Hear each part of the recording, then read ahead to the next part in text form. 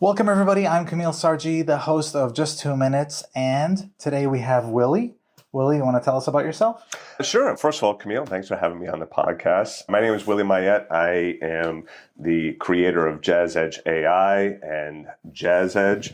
I'm a jazz pianist, went to Berkeley, been playing music all my life, play, tour, record, all that good stuff. I started with an online piano education program, jazzedge.com, still going, so people that want to learn piano online. But then since AI has come out, I've always been programming and coding all my life, but now I've moved into AI for business. And Jazzedge AI is helping business owners be able to bring AI into their operations, whether that be just trying to understand how to use AI or how to bring it into their workflow. And I have a new product that I'm working on right now that is going to make it a lot easier for people that are a little maybe skittish or don't know a lot about AI to be able to have more like a Mad Lib style prompting for AI to make it so they get AI stuff, makes it a little bit more useful for them. Nice. Yeah. I'll say that AI has advanced my business in the last 6 months because of everything that it has to offer. Yeah, absolutely. But yeah, thank you for coming in. We got the two-minute hot seat. I got So for just 2 minutes, I'm going to ask you some random questions. Let's do it. Okay. And go. So do you think aliens have AI emotional partners? Oh, wow. Do aliens have AI emotional partners? I think that aliens and their technology is integrated that maybe it's not even considered a partner. Maybe they are all one. Wow. Okay. So I was driving around. I see a lot of homes and I see a lot of people in construction. But I saw this guy swinging a hammer and I guess he hit the nail wrong or whatever. The lumber fell down and then he just went off, started kicking the lumber. What do you think was going on in his head? He should have had a nail gun. I'll tell you the story later, but liken AI to the nail gun. And yeah, he's probably using a hammer when that was the wrong tool for the job. Should have used a nail gun. Unbelievable. All right. So do you think in the future we'll have pills to help us do stuff? We got pills to help us do stuff now. So how about to effectively fix and solve bowel issues? Yeah, so like a Roto-Rooter kind of pill. Like I said, they got that now, but yeah, I think what's going to be interesting is the medical advances that we just have no clue about what's going to be happening. And I bet you it's going to be less pills and less invasive stuff. How about a broken bone? They're going to eventually figure out some way of being able to fix that. Like the Star Trek thing, Gene Roddenberry got a lot of things right when you look at the tablets and moving things around and all that, touch interfaces. So yeah, I think that they'll be able to do it. Do you think robots can finish it. Yeah. Do you think robots one day will be able to give massages? And do you think they'll be insulted if they don't get tipped? They're not going to care about tipping because the whole tipping culture thing has probably gotten out of control. And for them, it's going to be a non-issue. They're going to be able to give massages and you're going to be able to dial in the intensity of the massage. Awesome. All right. Now, as far as the ending of the massage, I'm sure there's going to be robots for that too, but that's not on this podcast. Yeah. All right. So what do you think of the question? I love the 2 minutes. I obviously listened to some of the other episodes of your podcast, which are great and they're fun and interesting. And like I told you, I especially like the one with Bob talking about the Pony Express and marketing, digital marketing, direct mail marketing. But in preparing for the podcast, I went on to ChatGPT and so the podcast host is going to do this 2 minutes of random questions like this. Give me some cheeky responses. And I was wondering what would come up. And I could tell you some if you're interested. What's your secret talent? I can make a mean omelet while comping in 7-8 times. So it did music stuff. So then I said, get off of the music stuff and go more AI. It's what is your guilty pleasure? Reading 1-star reviews of AI tools. It's like Yelp for tech chaos. So some of them are So AI is not funny yet. That's the point. So my questions, I don't use AI. It's all just random thoughts. Stream of consciousness. Try to get. So yeah, I think in real estate, and I think this episode's great for agents who don't use AI at all, or dabble in it a little bit, but the potential is just insane. Hoping to talk about that and hoping to talk about how to improve asking AI to do stuff. Absolutely. Let's do it. So before we start with that, you're helping people with prompts and asking the right questions. Let's talk about that. Yeah, one of the challenges that I've found with AI, there's a lot of power in AI, but what happens a lot of times is that we don't know what we can do with it, so we don't know how to tap into that power. And there's a lot of analogy going back to when the internet first started, right? So AI right now, which just came out November of 22, right? So it's not even 3 years old yet.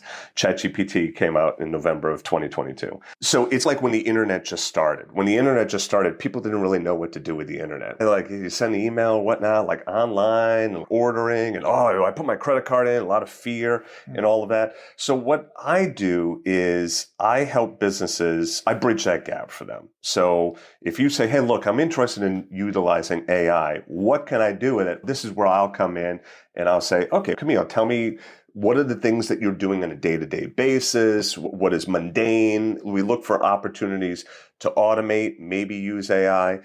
And that's a good point, or an important point, is that not everything is about AI. Some of it is just automation, right? Mm-hmm. And that's utilizing tools we've already had, whereas some of it is AI.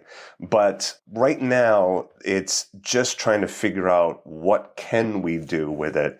And that's where people like me help businesses figure out how can you implement it. And that's, again, from training to maybe custom code for their own websites. Yeah, I think a lot of people think that they can use AI to the basic stuff like, oh, help me fix this email so I look smart. But there's deeper things that you can do with AI. Yeah, absolutely. First of all, even fixing the email, one problem with that some people have is that now the email doesn't sound like me. So this is where you create your brand voice. I talked about that in the marketing camp, right? So now once you have your brand voice, now the email can sound more like you. And that's like this tool that I'm developing is to help with all of that.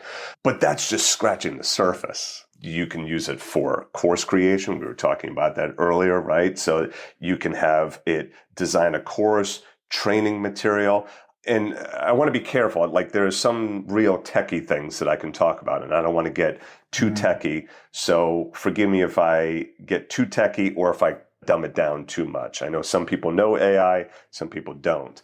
But I've been utilizing it in really creative ways. So I still have my online piano business, right? And I have students all around the globe with that. So I have a lot of old videos. Like I started doing this in 2000. That was way before HD. And in fact, my first videos were with a 3-minute camera, a little Nikon digital camera that could take 3-minute videos. So I'd put it on the stand. It would be moving. I'd sit down and I'd play for 3 minutes. And then that was the initial video. So I have a lot of content that is still SD, right? Standard definition, not as great. So now what I do is I run those videos through AI. It upscales the video, makes it nice and sharp and a bigger thing, but then it still has a lot of old stuff on the video. So like headers and phone numbers and logos. I want all of that out.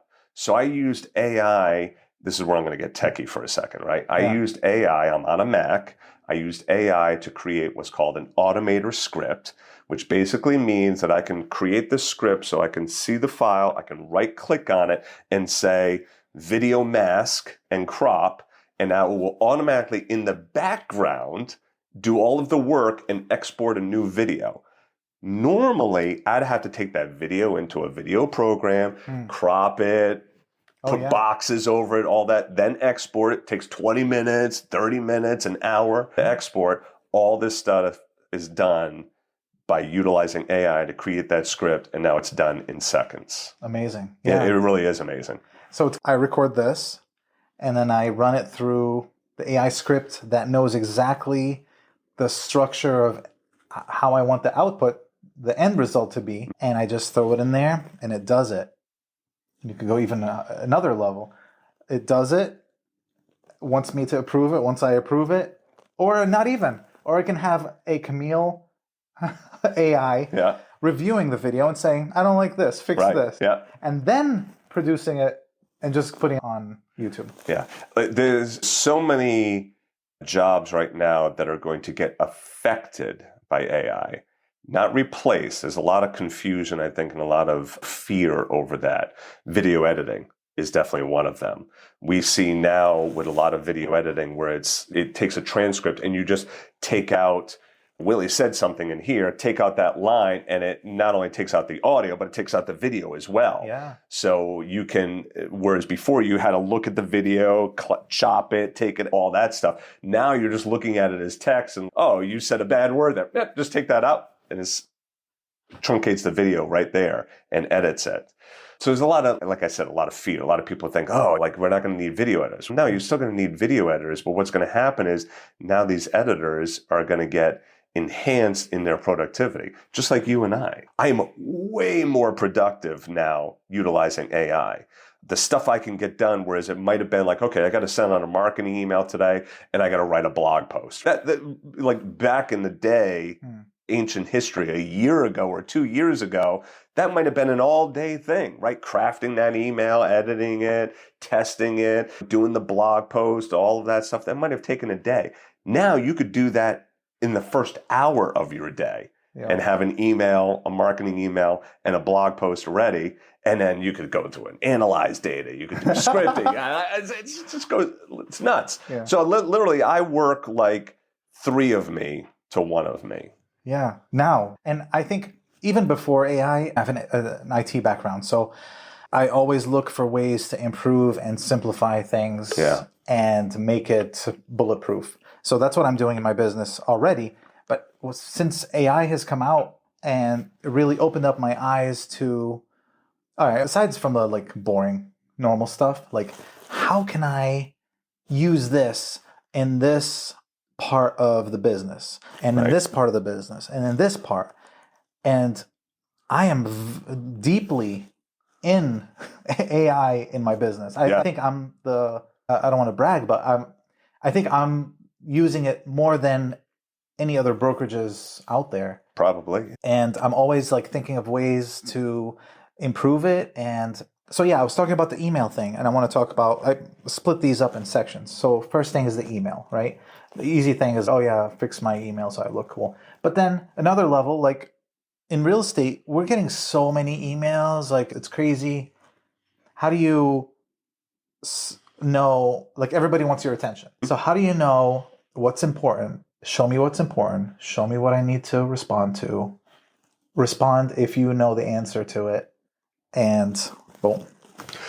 Yeah, one of the challenges, like I was saying, with a lot of users with AI, especially, so you and I are both tech heads. Like I've been doing technology all my life. I had my first computer on VIC-20 when I was like 12 years old, the cassette, and you seem the same. You got the fancy watch, the phone, like you're in on technology. So for you and I, it was a lot easier when AI came around because we are already involved with technology and feel comfortable in that space. A lot of people don't feel comfortable in that space. So when you just go to a ChatGPT and it's a box that says, what can I help you with? That's a little overwhelming. So that's where I'm working on this software package that makes that a lot easier, where it guides you through. But one cool thing that you can do with AI is you could create like your own kind of AI assistants. So if I want you to act as my executive assistant. I want you to look at these emails. I want you to summarize them and tell me what it is that I need to focus on. Now, in order to do that, you have to know what that prompt is. And if you don't know how to prompt AI properly, your results can vary. Because this is an important thing to understand is when you're prompting an AI, if you say, like, even if you go to Google and you type in, what's the capital of Rhode Island? And it says an AI summary up at the top there, right? Yeah. You are literally programming that machine at that point, but you're programming it using human English language. Yeah. So those prompts are really important because that gets translated into something that the computer can understand. So you're really coding through the prompting process. So you got to get the prompt right. But anyway, to answer your question, number one, this is about what are all the different things you can do. And some of it is trial and error on this stuff. But when you could take these emails right? You could literally drag your emails into a text document or whatever, right? Take a bunch of emails, bring it into a ChatGPT or any other AI of your choice, and say, I want you to act as my executive assistant. You are a trained executive assistant. I want you to read through these emails that I'm going to upload to you. Tell me what the important parts of these emails are and what deserves my attention right now. Drag it all in. Give it a whopping 20 seconds to do its thing, and boom, now you get a whole list right there of what it is you need to focus on. So from an efficiency standpoint, there's a lot of cool things that could be done. We're just still at that phase in which it's difficult for the end user to know, how do I get there? You could see a lot of people are using AI like just through Gmail. It'll say summarize and stuff like that. So or Apple Intelligence. Apple has it embedded into their operating system now. Which is really cool because now it's integrating the user into AI instead of directly to AI. The problem though is Apple Intelligence, it's not really that great. They farm stuff out to ChatGPT. Yeah. So if you want the real power of AI, you want to start to get in and utilize AI either through a software package like that I'm creating or go directly to ChatGPT and that kind of stuff. Some of these big names like Google and Apple, when they have it embedded into their operating system, it will do things, but it's very much you're handcuffed. There's only so much that you can do. It's very specific. I think Google is doing a really good job. Google is doing a better job than Apple. It's integrating Gmail, Google Docs, Sheets, Drive. It's amazing. Yeah, Google is definitely, I think, kicking Apple's butt in that regard. Yeah. One thing about Google Drive is I'm looking for a document. I forgot what it was. Not just even text. It was like, I don't remember exactly what I was looking for. So I typed it in, and it just showed me the file that it thinks is related to what I was looking for. Yeah, it's great. It wasn't the text that was in there, and So it can make some assumptions. I wrote a document about a training program a couple of years ago, and it can kind of infer and say it might be this or this. Yeah. It's really cool. It's amazing. So that's as far as email, using that, even, which is scary, but automatically responding in the future, I think, like automatically responding to things that are simple questions that don't need. Because to me, I get a lot of questions from my agents, and most of that information is on our internal website. And this is the systems part. Yeah. That's where you can make it more autonomous. Obviously, we want to be careful at this point making it too autonomous, especially when it comes to communication, like emailing somebody back, because you want to make sure the information is right. But it's like trying to get those systems in place so that then you can like just click a button and say, okay, look, John, this is the information. It's right here. Yeah. I'll share like a real quick AI story. So Jamie, my fiance, who also works in the business with me, a student wrote in yesterday with a question about boogie woogie piano or something like this. She's not a pianist. She's an actor, right? She's a creative, but she's not a pianist. Brings it into ChatGPT, sends it back. The guy emails back, Willie, thanks so much for the incredible deep dive onto this. And then it like has a follow-up question on this. Wow. Thought I wrote it. Yeah. Wow. Cool. Yeah. Yeah, that's awesome. What you were saying with video, creating a script and being able to do that, that's awesome. Especially using that for a home tour, do some research on this property. And this is the video that I created, clean it up and do whatever to help me sell it. And it'll create that video. But mostly...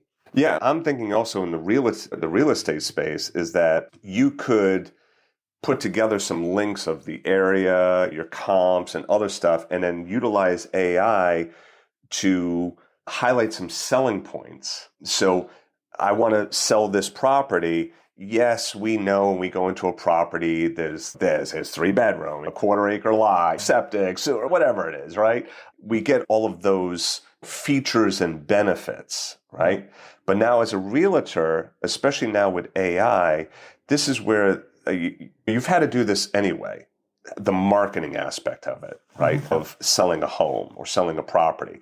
And the marketing aspect of selling a property is the story. Sometimes that's difficult for people to be able to tell the story. They want to just do the features and benefits. And anyone that's in the digital marketing space or selling online, we know the features and benefits are fine. You want to put them there, but people don't buy on features and benefits. Okay? Yeah.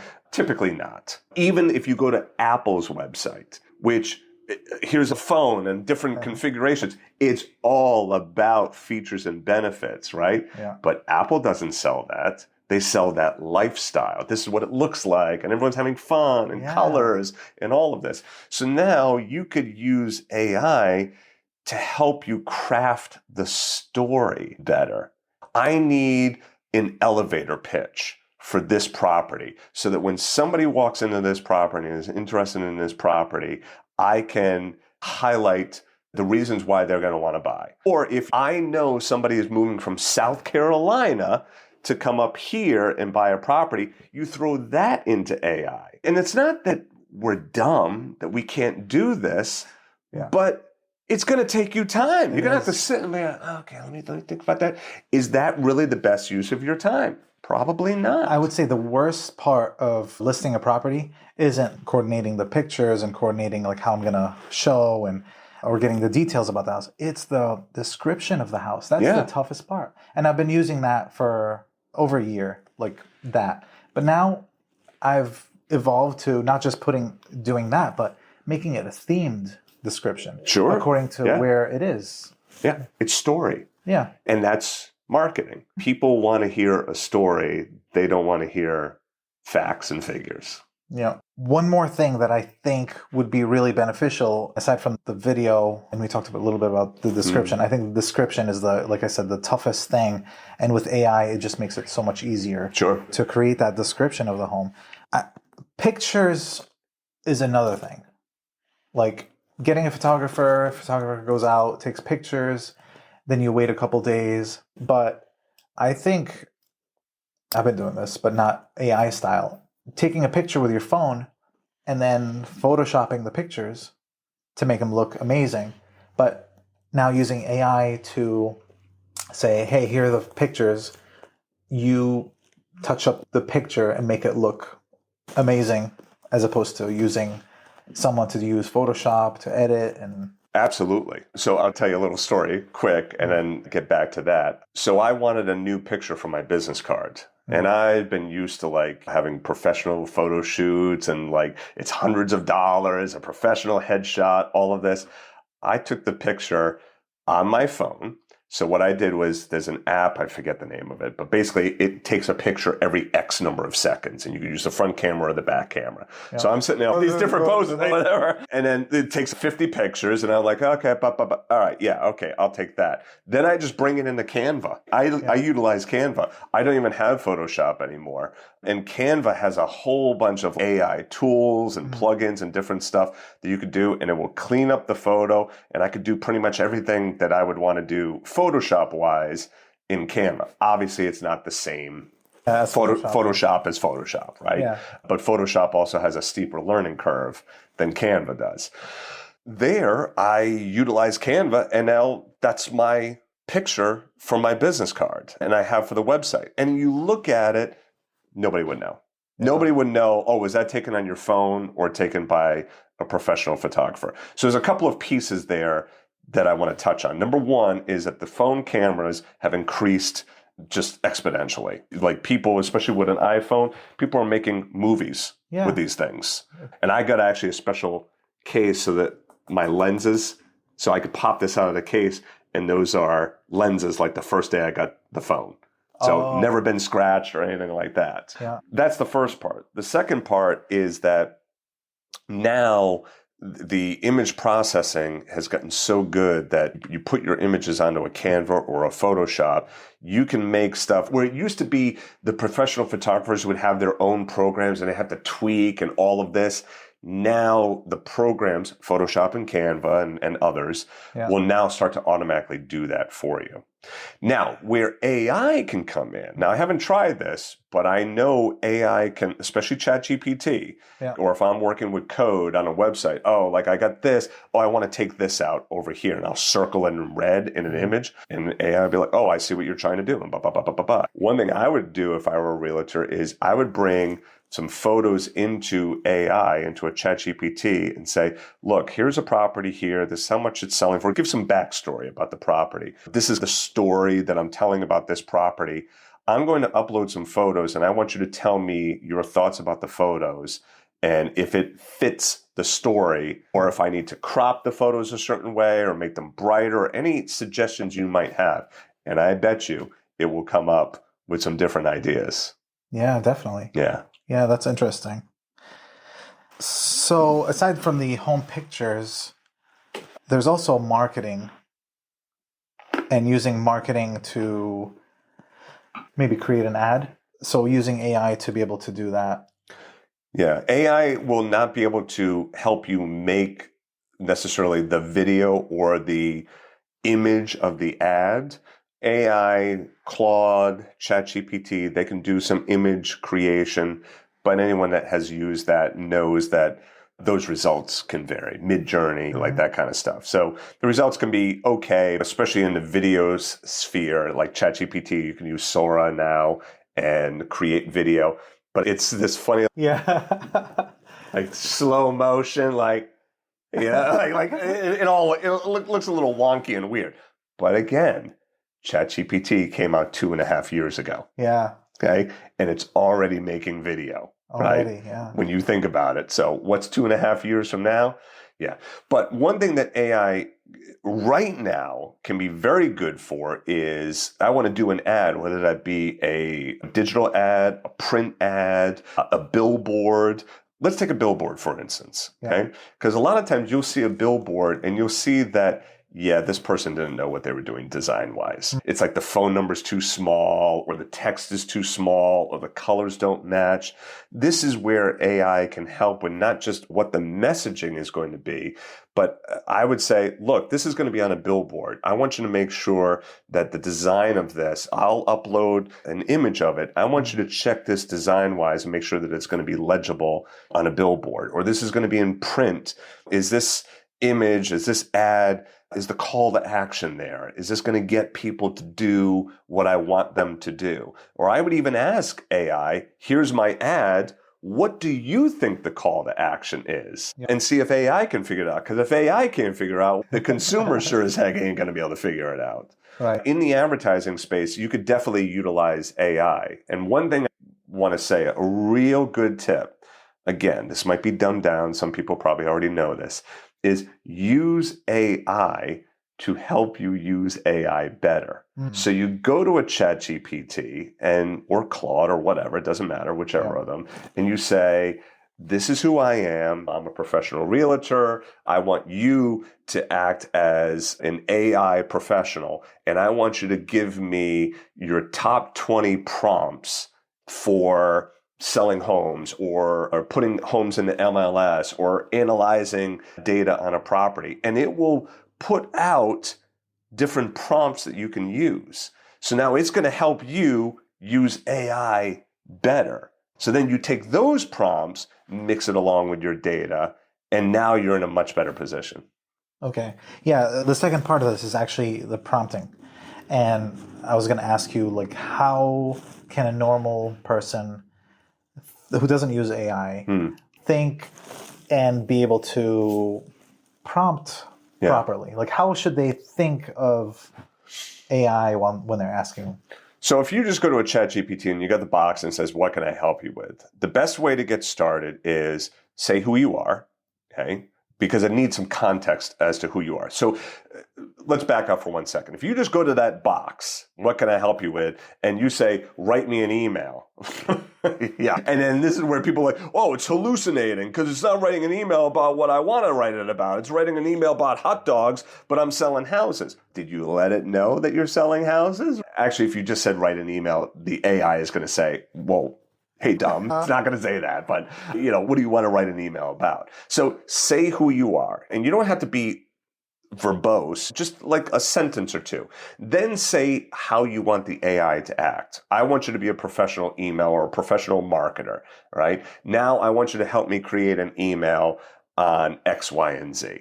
And now you're going to start to get data that's going to be much more in line with what you're looking for. Or I'm a professional realtor. Like, I'm the top realtor in my state. I want you to act as an AI professional in prompting, and I want you to give me the top 10 prompts that I should use to be able to further my real estate empire in marketing or in sales or whatever.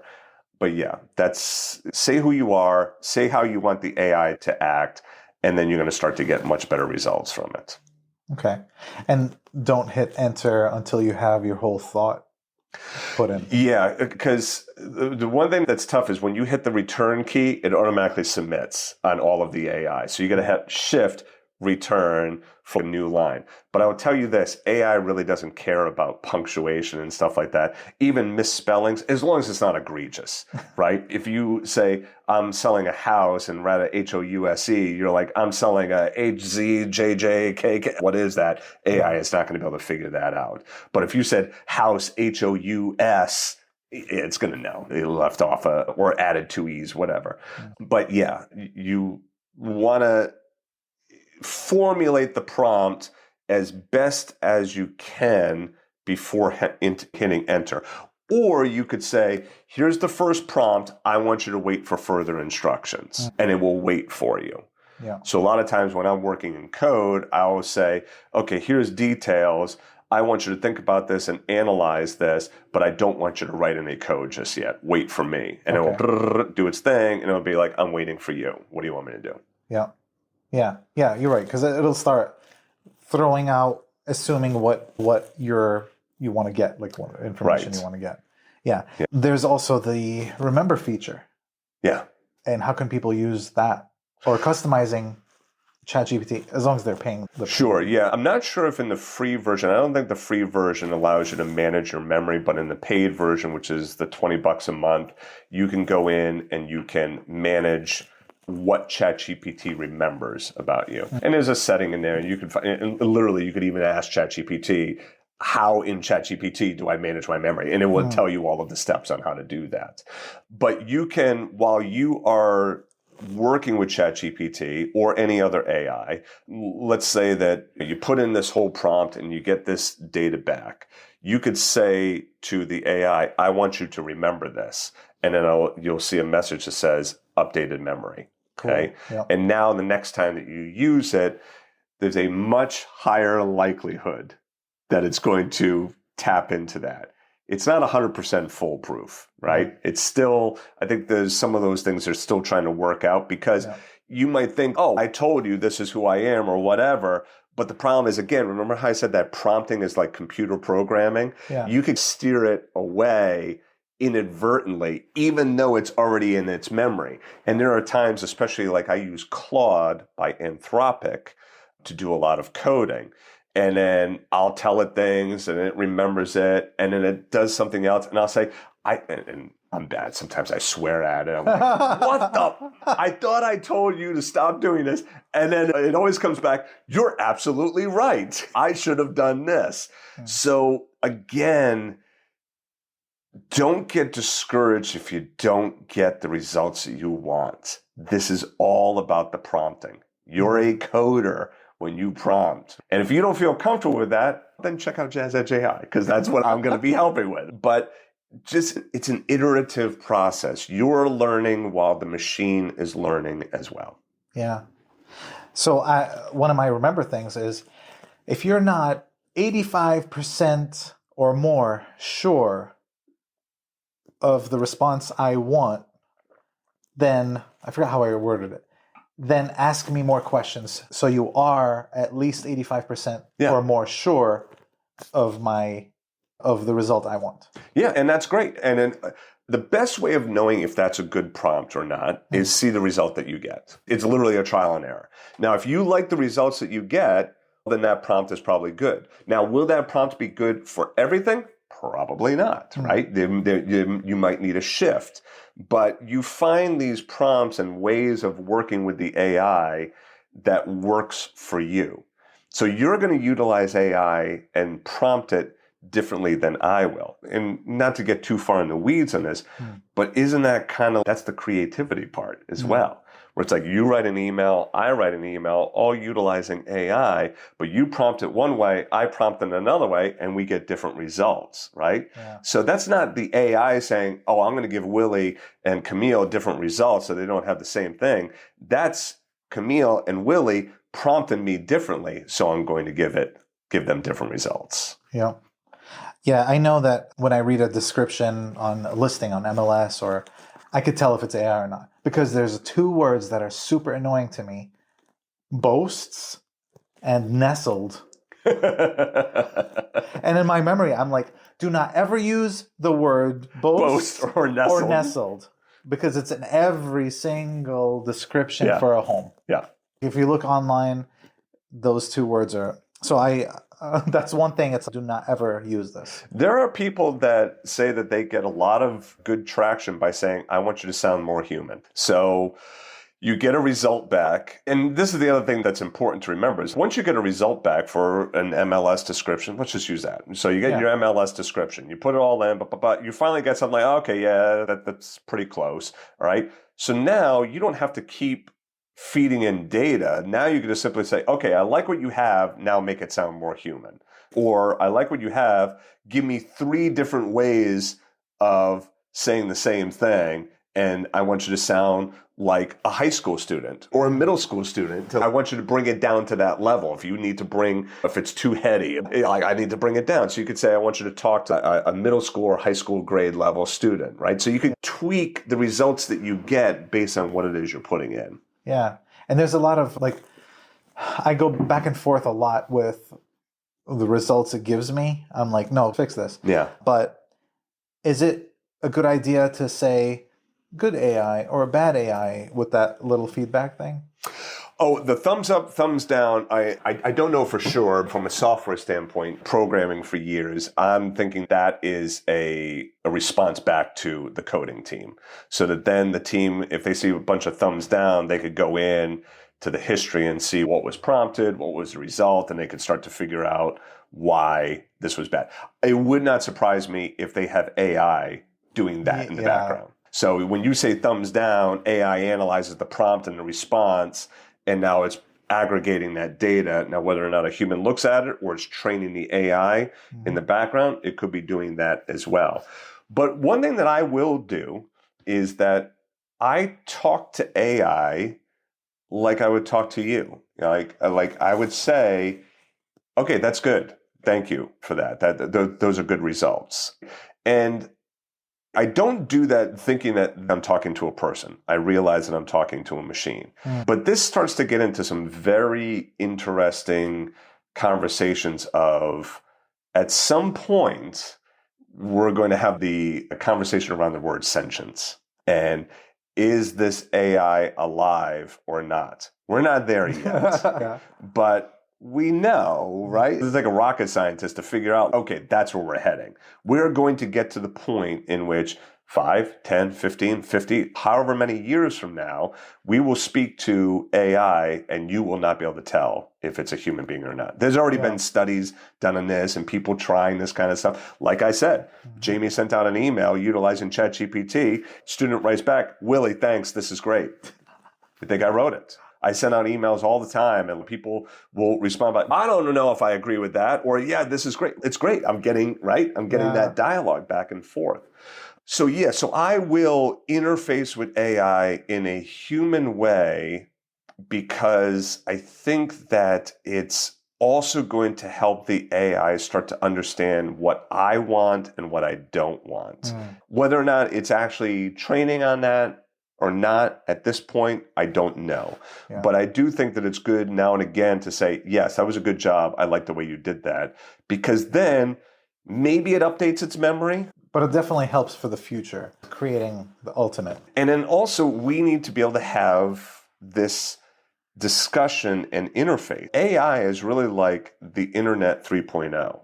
Internet 1.0 was your basic websites. Internet 2.0, that's where we started getting e-commerce and all of this like bells and whistles, video and all of this. This is really Internet 3.0 now, where now we're getting a level of interaction with machines that we've never really had access to before.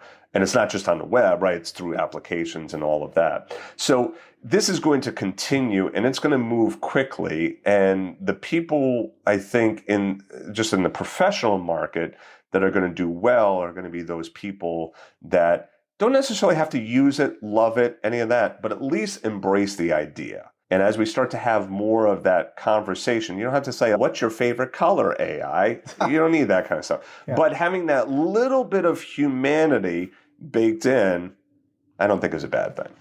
Definitely. Wow. Awesome stuff. Yeah, we are just scratching the surface right now. Yeah, I'm excited about next year, 2 years. I should say I'm excited about 2 months. Because the way we're moving is super fast. Like I've told many of my friends and colleagues this, I feel very lucky to have been born when I was born, right? Like every 75 year, however long our lifespan is, right? Every 75, 80 year time in history has its advancements. But boy, think about how I remember growing up, there was no such thing as computers, personal computers, right? Yeah. Cell phones, credit cards, the internet, none of that stuff.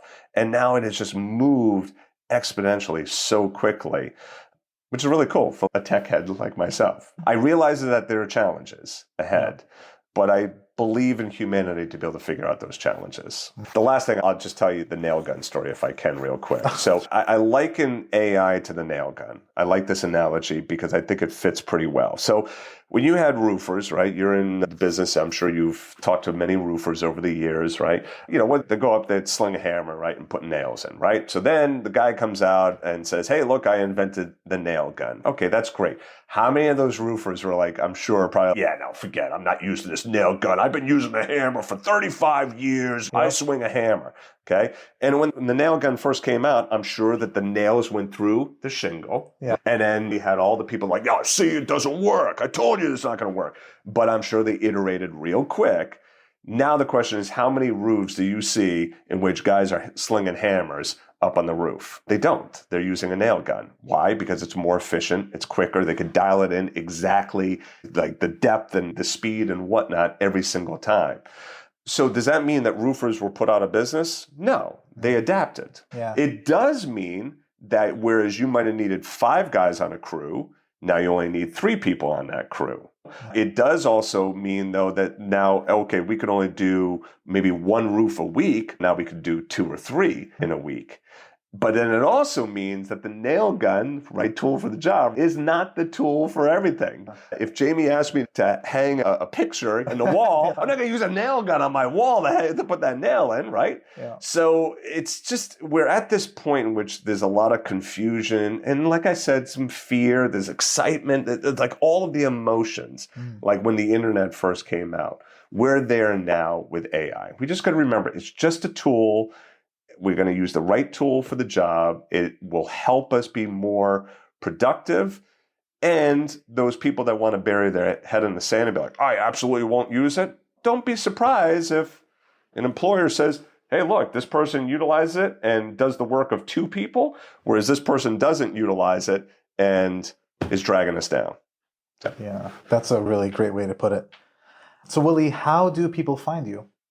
Jazzedge.ai. Okay, Jazzedge.ai is my AI business, or if you go to jazzedge.com, that's the piano lessons business. So just do a search for Jazzedge and you will find it. But if you want the AI side of things, Jazzedge AI. .com.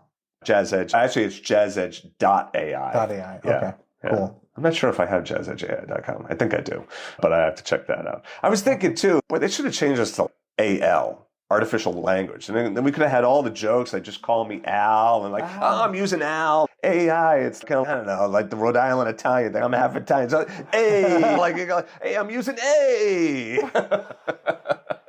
So they could have had some fun with it. These are tech heads, right? Yeah, AI. Alice is better. Alice. Hey, Alice. You know? Awesome. All right. Thanks for stopping by. Hey, thanks a lot, Kamil. Really appreciate it. Thank you. My agents got a squad, we all in the zone. In-house help, so they ain't doing it alone. They focus on clients, negotiating win, while the back end's hand 'em, man, that's how we spin. I hand 'em business, watch 'em all climb.